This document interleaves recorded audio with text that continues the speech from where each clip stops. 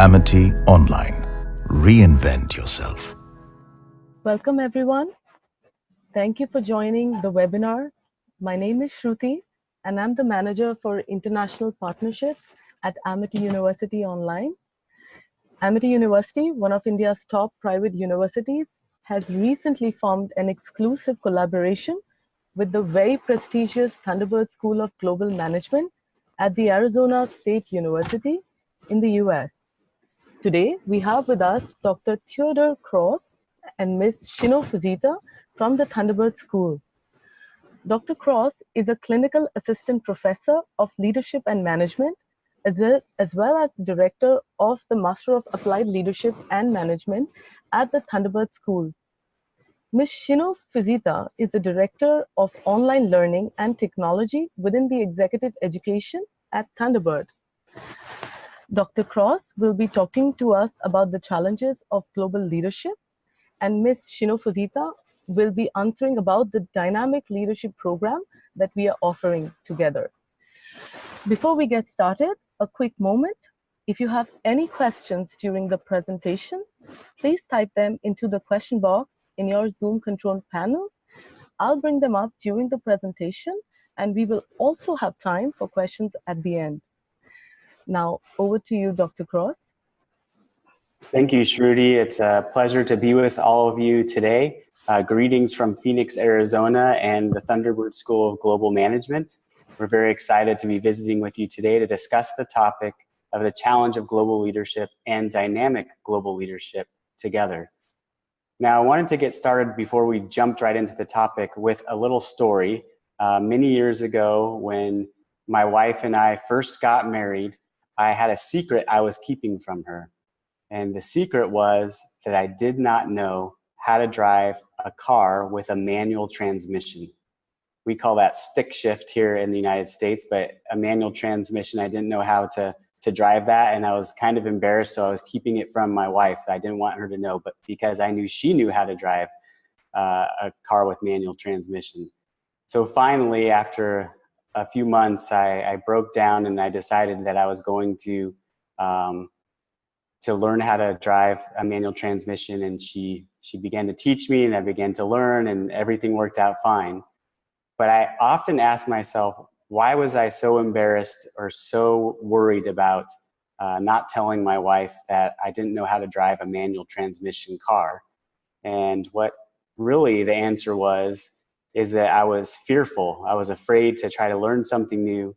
I was fearful of the unknown. And that happens to all of us in different areas and different times in our lives often. And so one of the things that leaders need to understand is, number one, people's fears, and second, how to lead people through those fears so that they can accomplish the goals of the organization or of their own personal lives. So one thing that seems to be very scary right now in many news stories is this idea of globalization. And I start off with this first slide saying that globalization right now has an image problem. You might notice in the news that this idea of globalization is really used as a scapegoat for any problem that any country has. So you see protectionist type policies coming about, you see trade embargoes, you see people worried about immigration and different things of that nature. But really, if we step back and look at it, people, when they hear globalization, they think about losing their jobs, their identities, and even their wealth, perhaps. And so it kind of makes sense that people are worried about globalization, and that is reflected in the headlines around the news. So here's a great article. This was an entire report that US News and World Report came out with, The Failures of Globalism, talking about how globalism hasn't worked and we should be fearing globalism and global trade. A couple more headlines just really quickly. Here's from The Economist. One economist is saying there's a bleak view for the future of globalization. Another report saying that in Germany, for example, people want more protection from globalization. But it's understandable for all of us as leaders to look to why people are so fearful, because certainly there is no doubt that some industries and in some places, jobs have suffered due to globalization. There's been some downsides, and people have some reason to be fearful. But one of the problems is that we're overestimating the bad components of globalization and underestimating the good that globalization brings about and the interconnectivity. Now, one of the reasons why I want to bring up globalization is that if we don't understand one of these big drivers of fear in the world currently, it's hard for us as global leaders to help people move through that.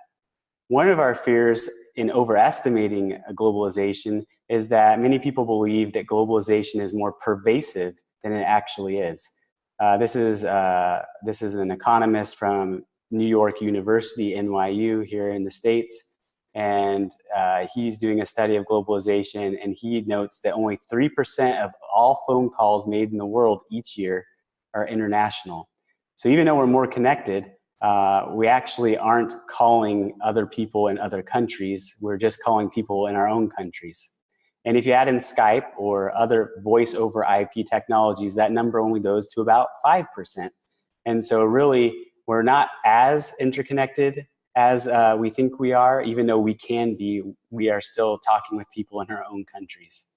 Another thing we overestimate in terms of globalization is we worry about investments, money leaving our countries and going to other countries and leaving our country or our region in worse shape. But the same NYU economist notes that only 10% of the world's investments each year are made across borders.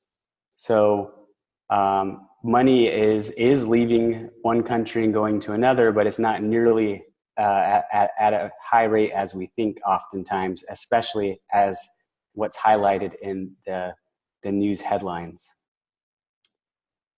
Another good kind of tidbit of information that was also in this report is that less than 10% of people's friends on Facebook actually live in a different country. So again, this is highlighting the notion that we are overestimating how pervasive globalization is. Even though we can be really interconnected with other places around the globe, we often don't act that way individually. And so there's a little bit of an irrational fear. We think that globalization is having lots of negative effects, but it can't have as many negative effects if we step back and look at the data and say, well, actually, we're not really interacting with each other as much as we think. However, there are lots of good things. We are highly underestimating the good things that come from globalization. So this is a great stat. This is out of a think tank here in Washington, D.C.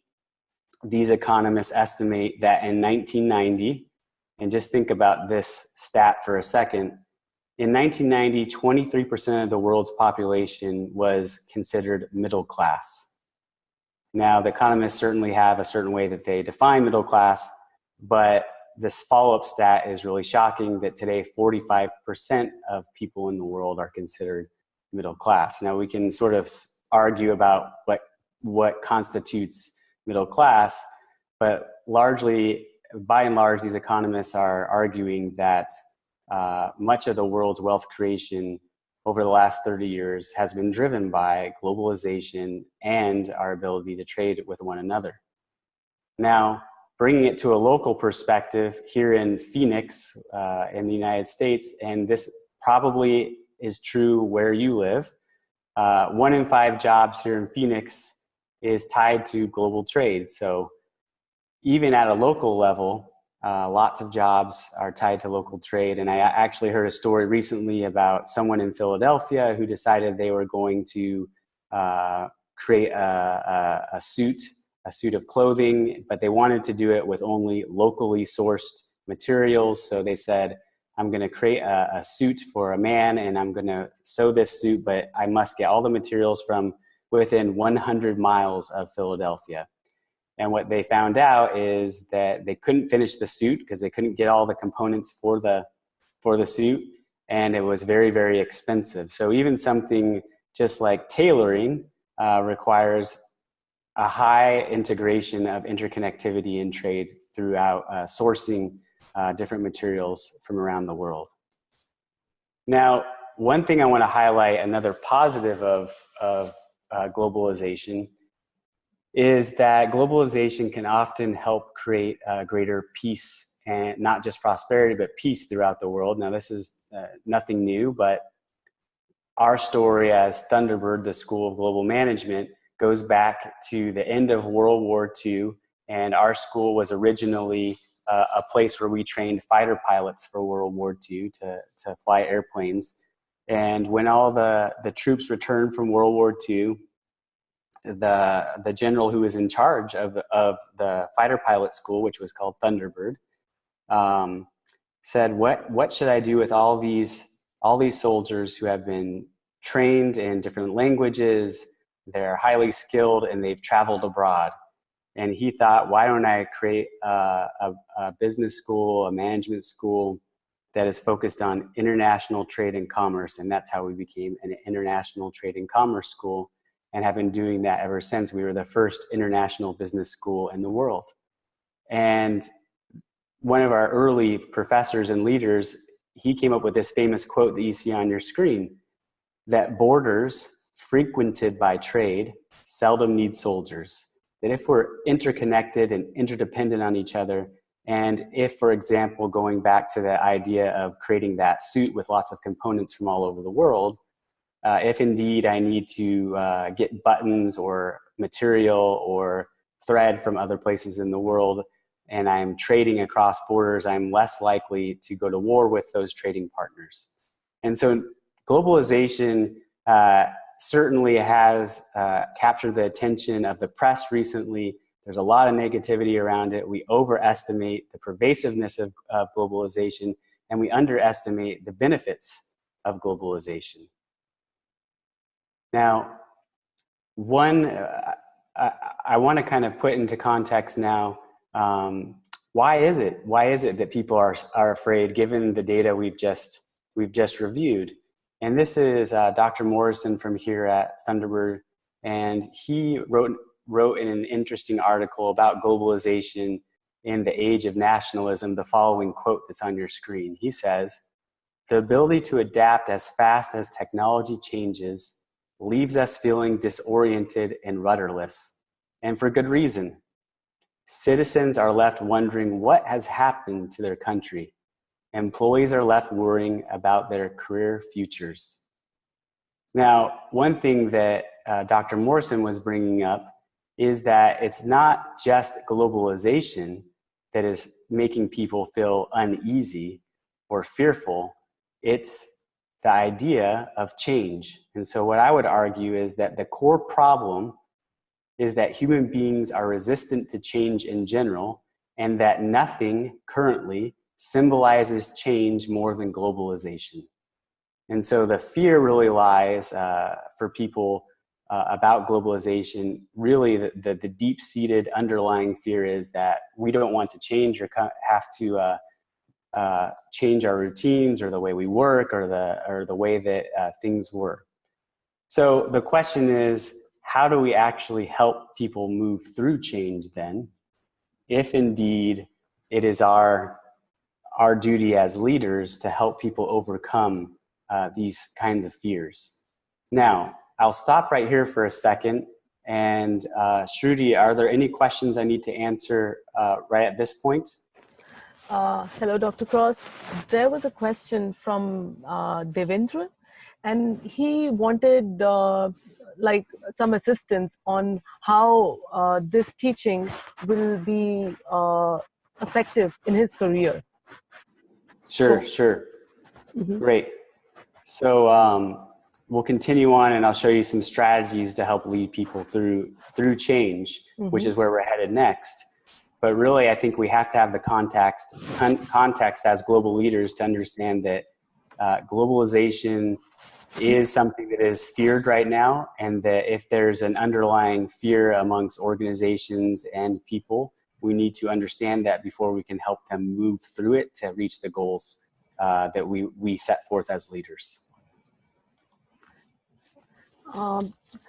There's Also, I would try to take Miss Anjana Srivastav live. Let me try, because she wanted to ask a question.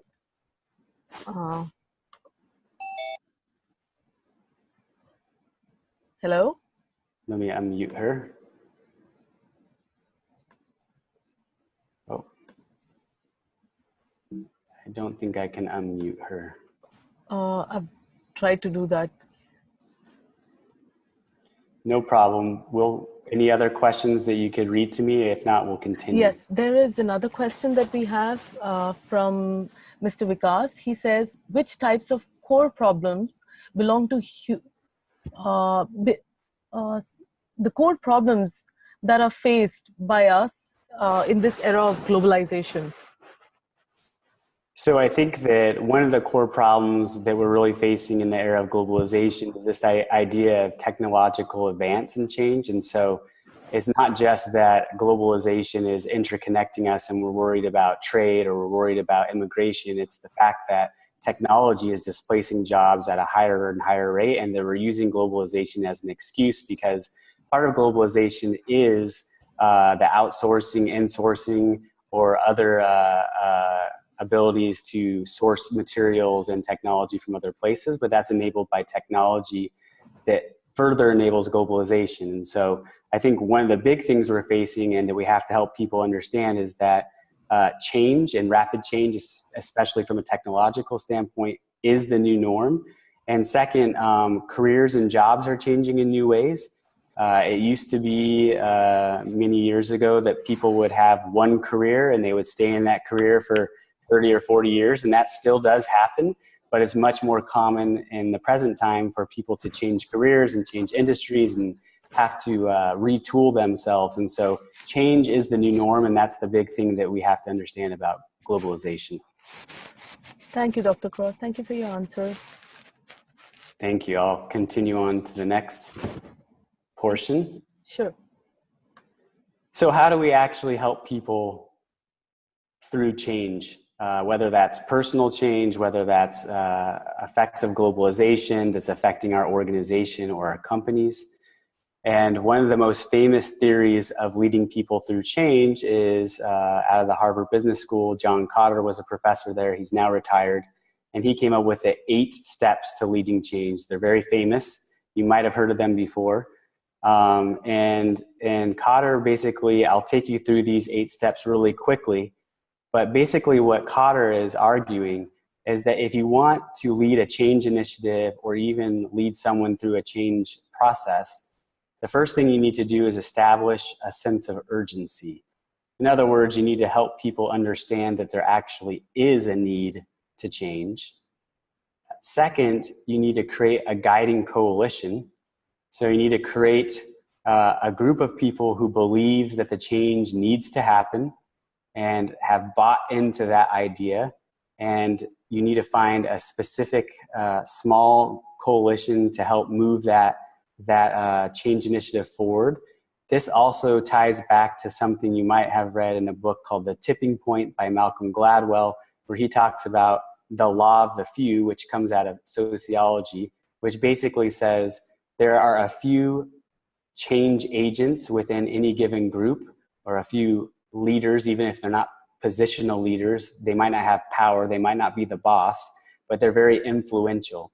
And so if you can win over some of those people to your change initiative, it's much easier to have them influence others, right? So create a guiding coalition of those influencers to help move along the change initiative. Third is to communicate the vision. So what are we trying to accomplish and how are we going to get there? And 4, remove the obstacles to the vision. So as people are moving towards the big goal or the vision of the change initiative, we need to, as leaders, make sure that the obstacles are removed out of their way so that they can actually accomplish that.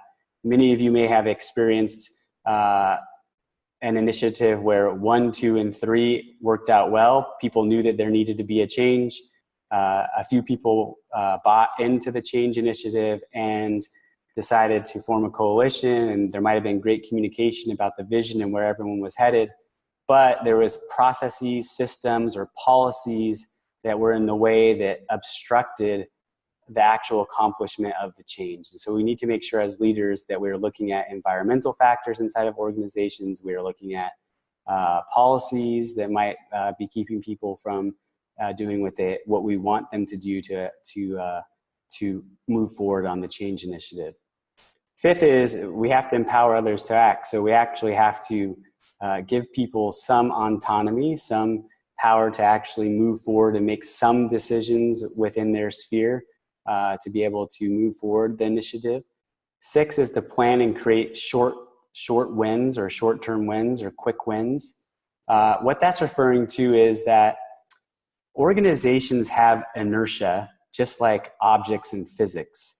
So an example from physics might be if a car breaks down on the road and you've ever had to help push a car and it didn't have, power, it was harder to get that car moving at the beginning because you have to break inertia. And then once you get the car rolling, it's a lot easier to get it to move. The same thing happens in organizations and individuals for that matter, that there's an inertia. It's hard to get started. And so one way to attack that is to create some very short-term wins, some small wins. And what that's referring to is some small goals that are aligned with the change initiative that you can accomplish in a short amount of time to show the rest of the group that you have accomplished something, so they will begin to follow also. And it's sort of like getting that car rolling, right? Then you take those short-term wins, Cotter says, and you consolidate them together into larger goals. And then the last step that he has is to institutionalize that change, make it permanent part of the culture of the organization. Now that's a mouthful. That's a lot of steps. And for me, it's an interesting theory, but as someone who wants to actually implement this in the workplace, or for you who wants to see how to leverage these kinds of ideas to empower others to change or to lead change in your organizations as a global leader, I think that this is too cumbersome of a theory. It has 8 steps. They're all great steps, but they're too hard to implement because it's too complicated. And so what I actually like to subscribe to is a different theory. And this is outlined in a book by Gregerson and Black out of INSEAD, and it's called It Starts With One. If you want to check that out later, it's called It Starts With One. And what Gregerson and Black argue is that there's really only 3 general reasons why people fail in a change initiative. And the reasons are that people often fail to see that there even is a problem. So they fail to see that there's even a need to change at all. The second is that once people see that there's a need to change, they often fail to move. That's part of that organizational inertia we talked about.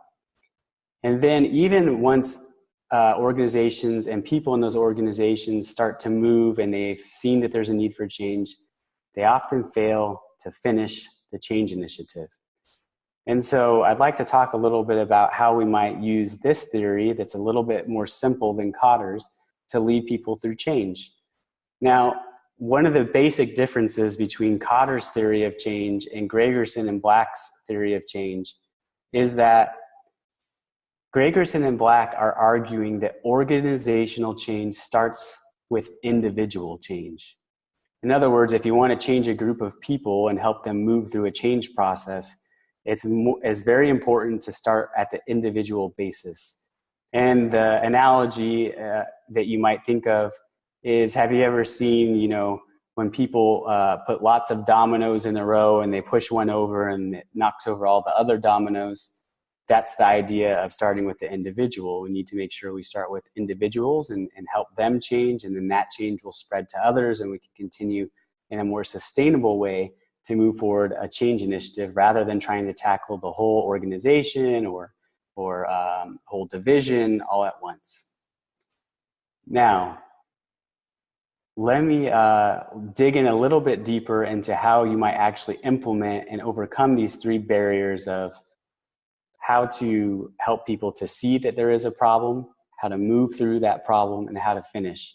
But before I continue, I'd be glad to take 2 more questions. Shruti, if we have them. Hello, Dr. Cross. Yes, we have a couple of questions. One of the questions that has come up is, who, according to you, is an ideal leader that youngsters around the world should look up to? So there's lots of ideal leaders.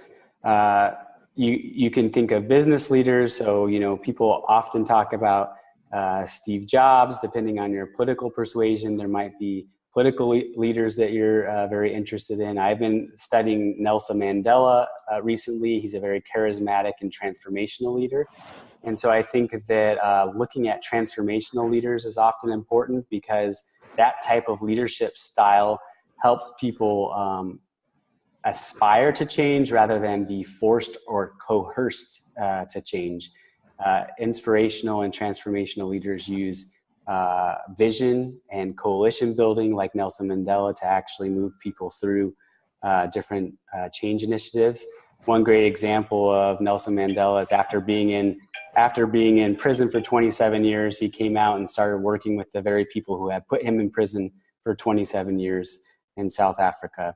And so he was leading by example. He was not using positional power or coercive power to force people to change, but he was leading by example, which inspired others to follow him too.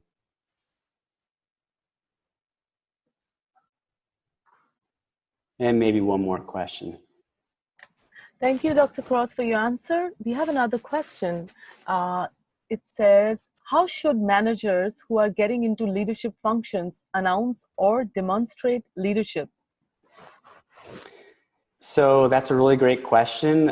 Sometimes when you're working in an organization, you may receive a promotion that now comes with a new title that gives you positional power as a leader. And so that's a signal to others. So that's the first thing. The question you have to ask yourself is, do I have positional power? So have I been promoted, or am I already in a level of management that gives me positional power and authority over a certain group of individuals?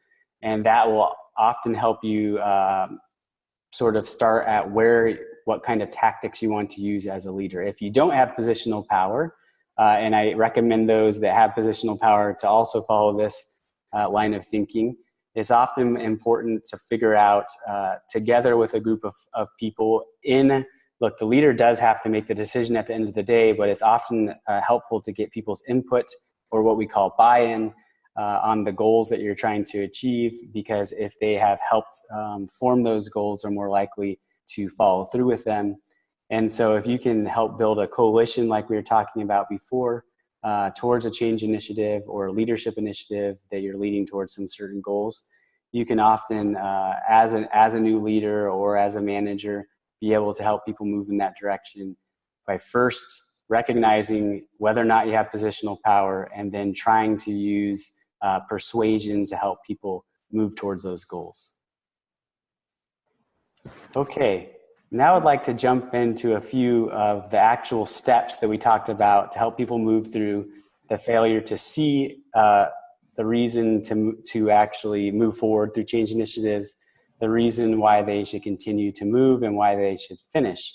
Now, the first barrier is that people often just don't see that there's a need for change at all. And here's a quote from Gregerson and Black. They say, "Fundamentally, we fail to see because we are blinded by the light of what we already see." Now that's kind of cryptic. At first read, I'm not really sure exactly what these authors are meaning, but what they're really trying to say is that we often fail to see there's a need to change because we are blinded by our own success. We often can't see a need to change because we are blinded by our own success. Now, one line that I really like is that often we don't see a need to change because the old right things are now the new wrong things. Let me say that again. The old right things are now the new wrong things. And that happens because conditions change. The old right things may have been getting us results in the past, and we want to continue doing those old right things. But as conditions change in the business environment, the political environment, what happens is that the old right things aren't working anymore. And so we need to change. But it's very hard to see that because we're used to getting good results, and then the results start not to come anymore over time. So what might we do? Well, let me give an example first of an organization that didn't see the need to change and how it cost them dearly. This isn't a picture of an old cell phone or cellular phone, but you may remember that when cellular phones first started really coming out a number of years ago, Motorola was a very popular brand of cellular phones. And lots of people owned Motorola phones, and they operated on what they called analog technology, right? And so these Motorola phones were operating on analog technology, and then along came this new company called Nokia that was going to use a different type of technology, digital technology. And Motorola saw Nokia entering the market, and they thought, you know what? We're not going to change over to digital technology. We're going to stick with analog because that's what's worked in the past. And we've had lots of success in the past with analog technology. We're selling lots and lots of phones, and we will continue with that. And of course, you know the story that for a number of years, Motorola lost out on selling mini cellular phones because Nokia began to sell lots more, and lots of different other brands started to use digital technology. Now, the reason why Motorola didn't see a need to change is because they were blinded by their past success.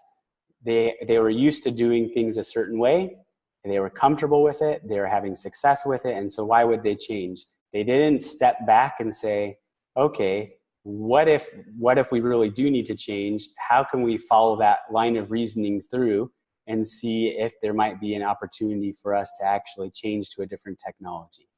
They didn't do that, and they suffered because of it, because they didn't see that there was actually even a need to change. They might have considered it, but they didn't consider it long enough, and they didn't model it out. They had one mental map. A mental map is a way of thinking, and they weren't willing to adjust that mental map to the new environment. You might have experienced this before. We don't experience it that much anymore because we have our cellular phones with map applications on them, but it used to be that you had to get out a paper map and find your way to some place. And if you had the wrong map, it wouldn't get you to the right place. And the same thing happens with our mental maps. Motorola was using an old mental map, and now they're in a new environment, and that old mental map didn't work any longer. So what might we do to help people see that there's actually need to change when they think, oh, the old way is working and it's fine? Well, one thing that we can do is we can help create contrast. Now, what do I mean by contrast? And I have this picture of a ship on fire. Oftentimes, human beings will not change unless they have to. Human beings often won't change unless they have to. We all kind of intuitively know this, right? Sometimes we get a little bit lazy as human beings. We're kind of, our brains are cognitive misers, for example. We like the easy way. And so it's hard for us to change unless we really see an urgency for that. One strategy is to create contrast, and one way to do that is to create what I call burning ships. Now, this is just a metaphor of how you might approach a problem. Let me give you an example. Hewlett-Packard, HP, who makes printers, was having a problem a number of years ago with their manufacturing. The problem they were having is that the shells of plastic that cover up all the components that make up a printer for computers, they were using a very thick plastic. And the very thick plastic costs a lot of money to produce. So there was a director of sales and production, who was actually a director of production, went to his engineers and said, hey, do we really need to use this thick of plastic for the shell of a printer? And the engineer said, yes, it's much more sturdy. We must keep this very thick plastic. And the director said, but it's costing us a lot more money. And if we could shave a few millimeters down of material, of plastic, we could save a lot of money over the long haul if we reduce the millimeters of that plastic shell.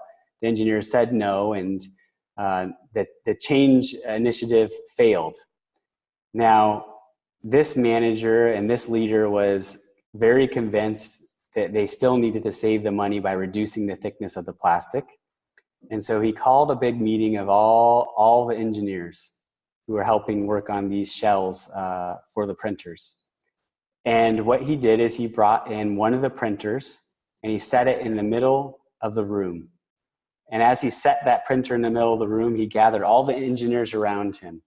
Then this leader stood on top of the printer to demonstrate how strong the printer was, and that it was really excessive how strong the printer was because of the thickness of that plastic. Essentially, what that leader did was create a visual representation of the problem, or in other words, create a contrast to show how ridiculous it was that this printer was as sturdy as a step stool or some sort of ladder, rather than just serving the function of a printer. After that demonstration, the engineers began to take note, and he was able to move that change initiative forward, reduce the millimeters on the thickness of the plastic, and save lots of money. So if we can show people that there is a need to change and make it visual, that often helps people make decisions in our favor for a change initiative. But even after we get people convinced that there's a problem or something that needs to change, it's often hard to keep them moving.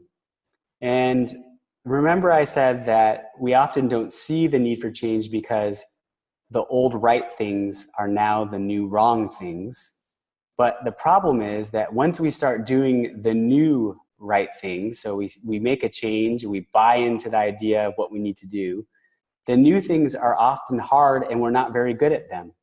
So as leaders, when we're trying to get people to change, or an organization or a group of people to change, we have to stop and remember that what we're asking people to do is, one, recognize that there is a need to change, and second, they have to actually start doing something that they're probably not very good at. And most of us don't like to do things we're not very good at. Sometimes it's embarrassing, right? This is back to my story at the beginning of the presentation. I was embarrassed that I didn't know how to drive a manual transmission car, and so I hid it from my wife, right? I didn't tell her because it was going to be something new and it was going to be hard, and I knew I wasn't going to be good at it, and I wasn't good at it at first, but I got better. So how do we help people to move through, even though that they're not good at this new behavior we're asking for? Well, there's a couple strategies we can use. First and foremost, we need to translate our goals and vision into behaviors. So whatever the change vision is, the desired state in the future, which is the vision, needs to align with goals. And these goals need to be tied directly to smaller activities. And these activities need to be bolstered or supported by a system that rewards the new behaviors that lead to the new outcomes that we want. Now, I mentioned before that many of us have been involved in a change initiative where someone has sort of showed us there's a reason to change and even showed us what to do, and we might have bought into it, but there were systems, policies, and procedures that were not in alignment with what we actually needed to accomplish, and so we would give up. So we need to make sure that there's systems that are rewarding people and that we're making the rewards public, that other people can see, look, even though Ted or Dr. Cross over here is not very good at doing the new behavior that is required, he's still being recognized for doing that behavior and being reinforced for doing that behavior. So we need to help make sure that these visions are translated into tangible goals. These goals lead to activities, and then we are making sure there's not barriers in the systems of reaching those actual goals to change behavior. Now, the last part is about failing to finish. We may have helped people see there's a need and begin to change, or even at the individual level, we may have helped individuals see there's a need to change, and we may have helped them to start, but we often fail to finish or follow through. And one of the reasons for that is that the finish line is too far away. So think about running a marathon or a very long race. It's often daunting to think about how many more kilometers you need to run, because the finish line is so far away. So how can we help people not get too tired or fatigued as they're learning new skills, trying to put new behaviors into practice? And what we can do is try to move, we can't move the finish line all the way up, but what we can do is help them to see that they're on the right path. So we need to make reinforcement close. And you see a quote over here that proximate factors will change people's behaviors significantly more than distant factors. In other words, we need to have reinforcement close, both in time and in space. Now, these are reinforcements for those behaviors we talked about earlier. If we have a change vision and we have goals that are aligned with those that lead to behaviors that we're trying to get people to do, we need to reinforce those behaviors over and over, and we need to make sure that the reinforcement isn't too far out. It can't be too far away, or else people will desist to persist. But how can we do that? Well, there's two ways to do it. There's many ways, but there's two main ways I would suggest that we get started with. First is that we need to make sure, and this is the picture on the left-hand side of your screen, that if people have bought into our change initiative, if we're leading them through change, we've understood their fears, that we have a coalition like Cotter talked about, or a group of people that are influencers that will model the behaviors we want others to follow. So it's not enough just to tell people, here's the new processes and here's the new behaviors and here's the new goals. We need some peers, some people in the peer groups to actually model those behaviors. Similarly, it's important for leaders who are maybe above this group of influencers to model the behaviors themselves, so that the next group below them will actually also be more inclined to model those behaviors. So we need a group of people who are influencers within the larger community or organization to model the behaviors that we want others to do. And then second, on the right-hand side of your screen is just a generic picture of charts and data. But what we want to do is give those change agents, those influencers, data that they can back up the new behaviors and show people that this is actually resulting in better productivity or reaching our goals or better sales or whatever the behaviors are supposed to lead to for the change initiative.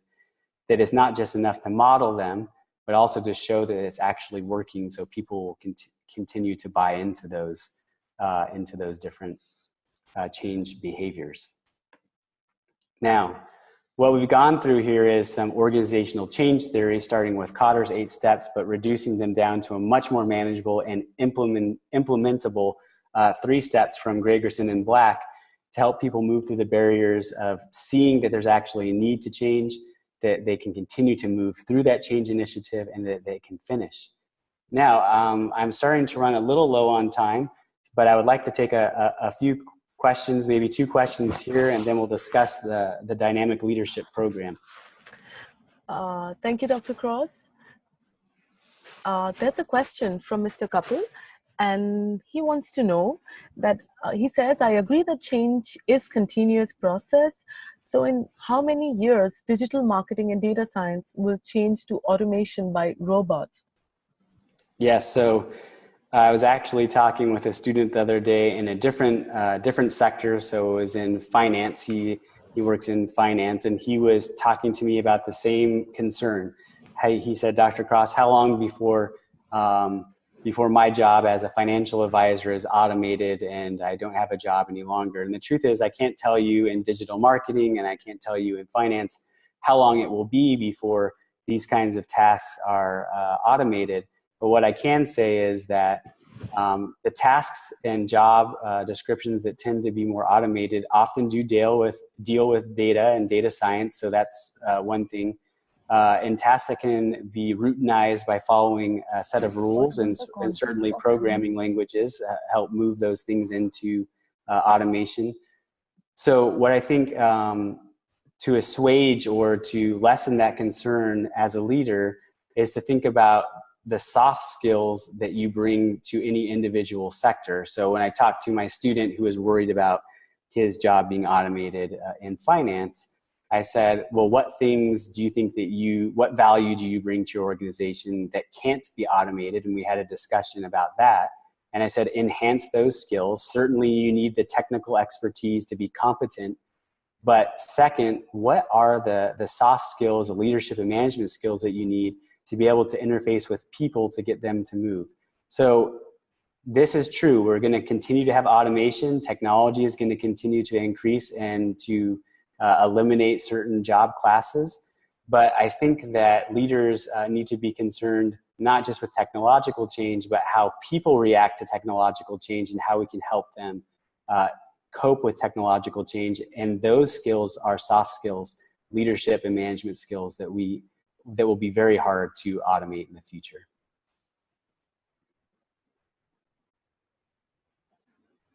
Another question, perhaps? Yes, Dr. Cross, there's another question, and they want to know, how can one leader analyze that his leadership style is matching with their organizational expectations? So this is a great question. There's lots of leadership style inventories out there that you can take. And my philosophy of leadership sort of is, it's important to kind of know what your natural tendency is or leadership style is. So for example, maybe your natural tendency is transactional leadership or transformational leadership or some other type of leadership style. That's great to know because it'll help you to know what you naturally will be inclined to do from a leadership style standpoint. But I really subscribe to the idea of situational leadership. And that is that leaders need to assess the situation, the landscape, or the organization within which you are working, and to implement different facets of different styles. So sometimes it might be important to use a very transactional style.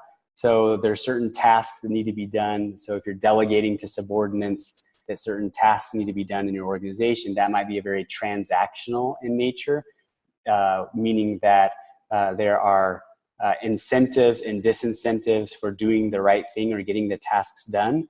That might be a style you use in a certain situation. But if you're trying to motivate an employee to change a behavior, you might need to implement transactional tactics along with inspirational tactics of appealing to their emotions and getting them to change their minds on their own or be inspired to change their minds to move forward. And so situational leadership, I think, is a great way to navigate the plethora of different leadership styles that exist out there and the theories that go along with them, because it really depends on your organization. Rather than trying to fit your particular style to the organization, look at the landscape and the situation you're in and say, okay, where's my strengths and weaknesses and what types of styles or facets of the styles can I use in this particular case? I'll be glad to take a few more questions, but I think that I would like to just quickly cover, and Sheno can chime in a little bit here. We are very pleased to be offering a 4-week program of dynamic leadership with Amity University and Thunderbird. I'll actually be facilitating that course. It's a specialized 4-week program focused on applied leadership and dynamic leadership skills. It's delivered in an online format with an optional 1-day in-person workshop, and we'll be presenting that in a location to be determined in India. And you get to earn a certificate from the Thunderbird School of Global Management at the end of that course.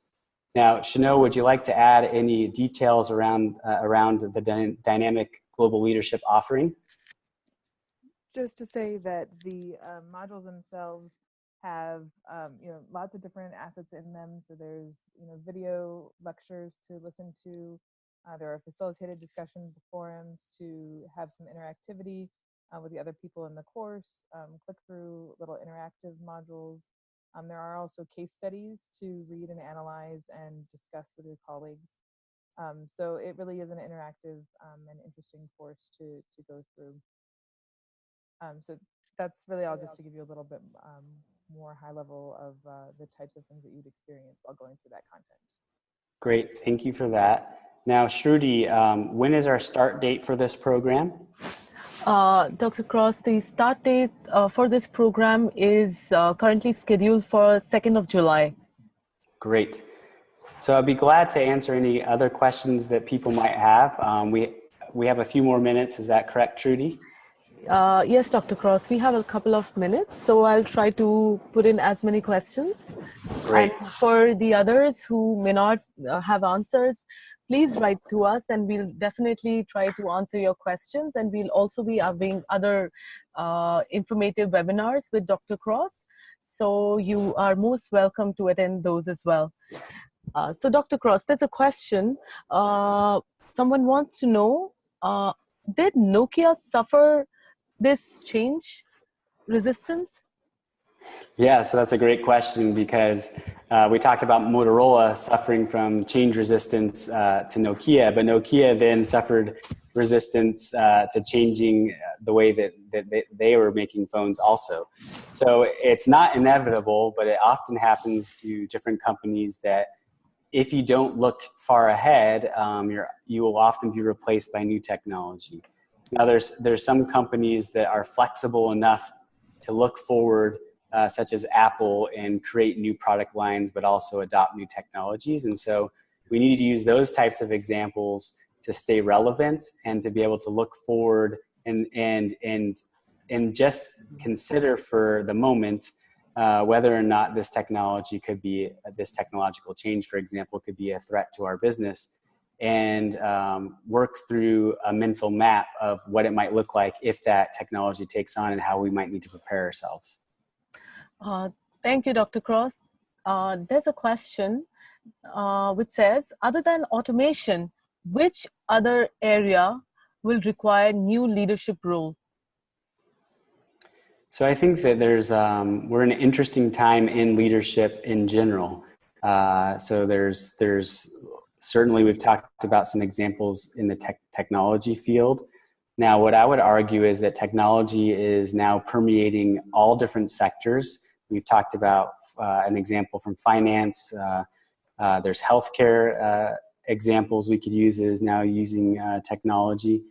But one of the advantages of studying the soft skills through a program like Dynamic Global Leadership is that those soft skills are often transferable to different sectors or different situations regardless of technological change.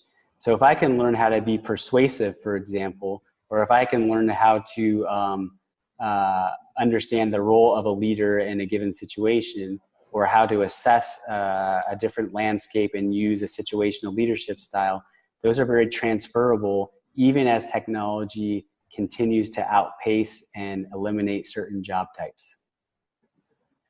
Thank you, Dr. Cross. There's another question, and Mr. Vikas wants to know that there are conflicts that one must handle in cultures in the global environment across the world. So he wants to know, what is the purpose of this conflict?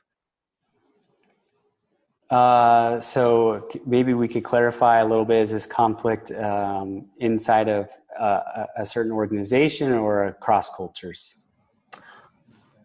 He wants to know generally the cross-cultural conflicts. Yes, so one thing that we really focus on at Thunderbird is understanding other cultural contexts to be able to actually address problems. And I think that one of the things we highlighted today in this presentation is that even though globalization has taken hold and we have lots of positive effects or merits of globalization, one thing that is very surprising that we mentioned is that you know, we're not as interconnected. Or for example, the Facebook example, the stat that I had up there about Facebook, that most of our friends are not from other countries. And so one thing we focus on, and I think that all global leaders need to focus on, is experimenting and experiencing other cultures, because as we do that, we're able to help lead others when they encounter new cultures. We also really emphasize here at Thunderbird that it's important to understand other cultural norms and how leadership might be positioned within different cultural norms. So when I go to visit Mexico, for example, things are often very different than when I visit New Delhi, or if I go to the UAE and Dubai. There's different cultural contexts that I need to take into consideration, and my job as a global leader or helping global leaders is first to help people understand that they need to step back and consider that there's a different cultural context, and that many of our automatic decisions are cultural assumptions that we bring with us from our own culture, and we need to be able to suspend those beliefs for a moment, examine what the culture we're entering puts forward as their assumptions, and then be able to adjust on the fly. So we need to be able to be flexible, but first we need to be able to stop and suspend our own cultural assumptions, examine the cultural assumptions of other situations, and then find ways to lead in those contexts. Thank you for your answer, Dr. Cross.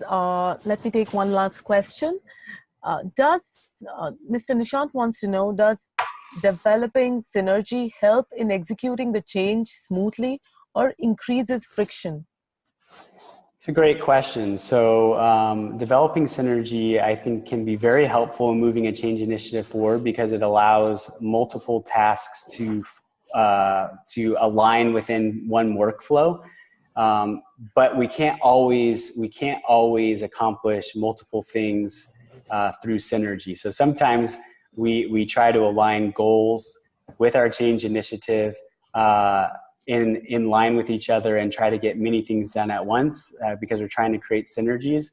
But that can often cause problems because one set of goals may require specific behaviors, and we're sending mixed messages to our followers that they need to do multiple different types of behaviors to accomplish multiple different types of goals.